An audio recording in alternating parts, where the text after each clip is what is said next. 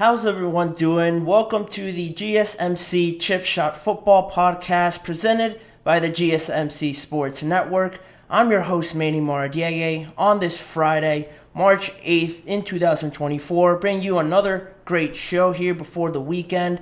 4 more stories that I wanted to get into, all surrounding the NFL and some storylines coming out of it. Almost each and every day, there's always something to talk about. To start off today's show, I wanted to talk about more of the Cowboys. What did their former player, Dalton Schultz, have to say about them, and the kind of environment that the players and everyone is exposed to over there in Jerry World. Moving on after that, I'll talk about the New England Patriots and which player on their team had a similar feeling to myself in regards to their draft strategy and what they had to do with the quarterback position. Moving on the second half of the show, I'll talk about not only the running back market, but apparently the linebacker and safety markets not looking so hot for a lot of free agents that are expected to hit the market and that a lot of people thought would have an open market, a very popular crowd attracted to them. But other than that, it might not be that so heading into the free agency market. And to wrap up the show, I'll talk about what Chris Sims had to say about the quarterbacks and in the draft class and his rankings about it. I'll give my thoughts on it as well as breaking it all down, exactly what he said, and that will probably be the show after that.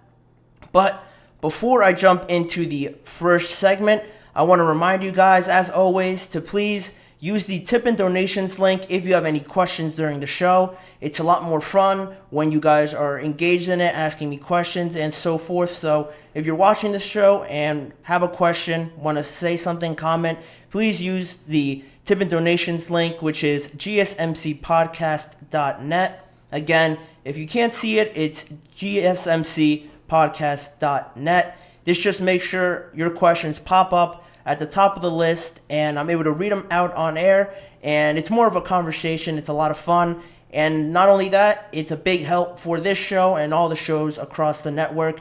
Greatly appreciated if you guys are able to do that with any of your questions. But that allows me to move into the first segment. Like I mentioned before, the chip shot segment of the day. The Dallas Cowboys, yet again, people always talking about the Cowboys. This time it's somebody not even on their team, who was formerly on their team, their former tight end, Dalton Schultz.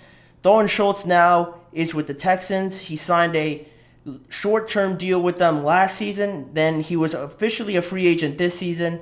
Now obviously got that long-term deal, 3 years, $36 million with the Texans. And it's a big opportunity again to regroup with CJ Stroud, be back on the team, because he was a big part of their team and the development of CJ Stroud. So going back to Houston is a big deal for their offense nonetheless.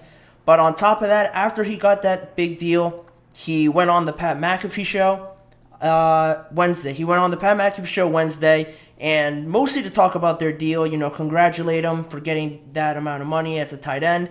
But then inevitably it went over to the Dallas Cowboys side. They had to ask him about it. He's been in there. He's been in the locker room talking to Jerry Jones, to Dak Prescott, Michael Parsons, all these guys that are there still and are a big part of the culture there.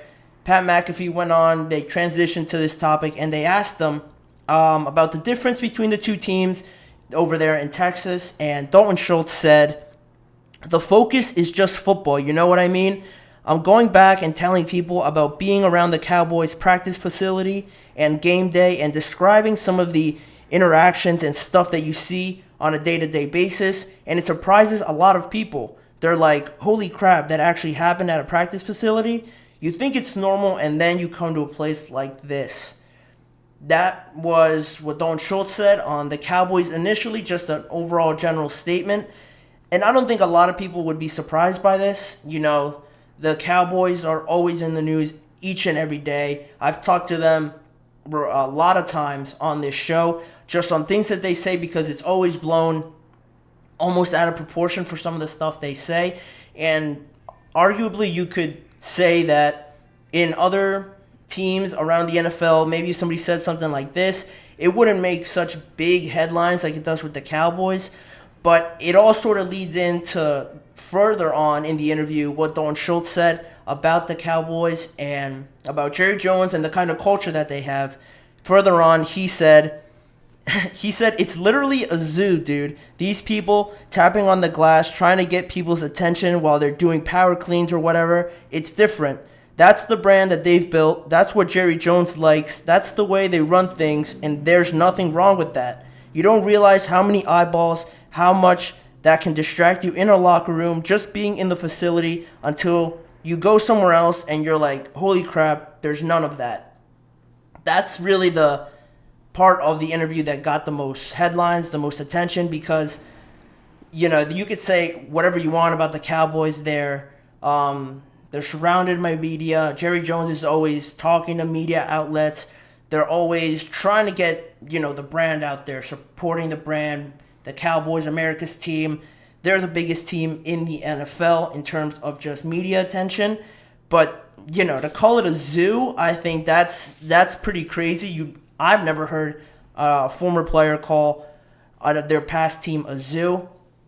And you could take it the wrong way, but the way I took it, the way I think a lot of people might have interpreted it, was that, you know, it could be to that level of magnitude of a zoo if, you know, you're never really used to it. It depends a lot on the type of person you are, I think, the type of player you are. You know, I don't think a guy like Micah Parsons or CeeDee Lamb would say something like that. I know they're on the team and they would never say something like that, but other than that, it looks like they have a different type of attitude, a very focused in attitude that I'm not saying Dalton Schultz doesn't have, but a lot of people just deal with it better than others. You know, some people might not like all the attention, all the spotlight. You've seen it in interviews when you can tell when someone is a good speaker. They're very elaborative, they answer questions right, and they're not really afraid, or they don't seem uncomfortable answering any question that any reporter says. But then you see other people that they might be a little bit more reserved, a bit more, you know, just short answered, and they're not really comfortable with all the lights around them, with all the people around them answering these type of questions. They might get nervous and they might say something they don't mean. I don't get that type of energy from, you know, Dak, CeeDee, or Micah. Dalton Schultz kind of gives me the impression that he's just all about football. He's a football guy. He doesn't need to know about what's going on everywhere else or anything that's trending right now. And that's fine for him. It works out. He's a great player. But, you know, I think just getting to Dallas, seeing it as his first experience in the NFL, I think it really took him back. And, yeah, he thought it was normal. You know, once you get there and that's your only experience, you're thinking, oh, this is just what every team's like. But then going to Houston, being in the same state as the Dallas Cowboys, you're obviously not going to get as much media attention as them. So I think going from the Cowboys to the Texans, that change was very drastic because of just the coverage in there. Maybe if you went to the New York market, to the Rams potentially, he would have almost the same experience with the same amount of media covering the team because of those markets being bigger. And the Texas market is huge, but just when you're in the same state as the Cowboys, it's never going to be the same thing. And obviously, he had this sort of reaction, this sort of quote that really seems very off-putting. If you just say a zoo, you know, you think of a zoo, you think of chaos, just unorganized, you know, people just watching you at all times. And it's not the kind of trait that you want to associate with a winning team and a winning culture. Which brings me to my next point, you know, or the question that I wanted to bring up was that, you know, is this fine to, in an organization where you're trying to win and you're trying to win Super Bowls? You know, that all depends. If you're trying to build the brand and you're trying to make the Cowboys the most well-known team in not just the United States, but grow the brand even more than that, doing all of this stuff is fine. It's all great.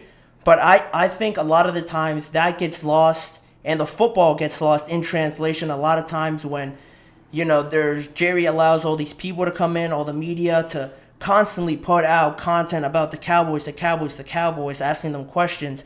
And a lot of times the football gets lost in that. Some of the players lose focus because there's so many people asking them questions about other things that don't really have to do with football. And, it's hard to concentrate on only winning and trying to improve when you always have someone in your face, or you always have someone, pulling you away for a second, like, oh, come, like, can I interview for just a few minutes, or could you sign this piece of memorabilia for me? All of that starts to build up over a while, and I think that's where the issue lies, where it's not just about football, and it's more so about, the level of football and media attention and growing the brand. I think they're about the same, where I think in other places that are really focused in on trying to win, I think the media would be at about 40 to 30%, and then 70 to 60% would be allocated to winning, people being in the facility to only think about football and not have to do media. There's days allocated for only media, but it seems like in Dallas, it seems like almost every day they have to answer questions or they have to do some sort of media event to, grow the brand and grow the Cowboys name more and more. There's nothing wrong with that, but you can't say, which is where the bigger problem lies, if you're Jerry Jones, if you're Dak, and you say the culture is fine, they're a culture of just being successful in the regular season. That might be fine. That culture of being good in the regular season and then nothing more after that, if that's what they meant by the culture being fine, then, there's really no issue here, no confusion over anything. But if they meant in regards to winning Super Bowls, and if they think the culture is fine in terms of going further in the playoffs, then they'd be lying, not only because the results show it, but because of players, former players, saying stuff like this.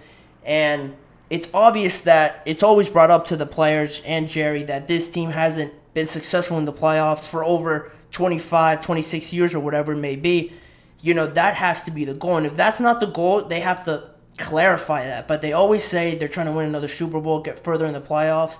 You can't have that and this sort of bad publicity, bad environment around. I don't think it mixes, and I think the Cowboys have proven that with the lack of playoff success that they've had.